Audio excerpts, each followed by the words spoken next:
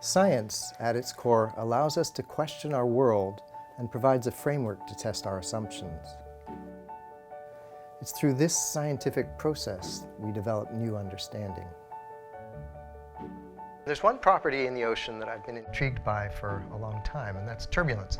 So turbulence is the microscale mixing of the ocean, so it occurs on scales of, say, meters down to millimeters. I first started thinking about turbulence when I started in graduate school. It just seemed like such a cool concept because it was so hard.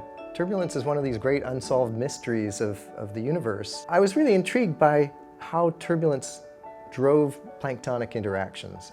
And I grew up in a time when we thought that the turbulence was driving things like sexual encounters and predation and all these fundamental biological dynamics in the ocean. 20 years ago, I was working with a colleague developing a new instrument to actually image turbulent motions in the ocean. And we built the instrument, it was really cool, and put it in the ocean, and we never saw any turbulence. And the instrument worked perfectly, and it turned out that the turbulence was so weak that we couldn't even detect it. The big discovery to me was discovering that this thing that everybody said was really important kind of isn't there. My whole way of thinking about turbulence went from turbulence is really aggressive and mixing organisms to there is no turbulence and the organisms have to be doing all this work. I call it the Jello ocean hypothesis because most of the ocean is not actually turbulent. It's not mixing at these really small scales. But it's not like it's a firm Jello. It just means that the waters are sliding over each other very gently. There's no turbulent mixing.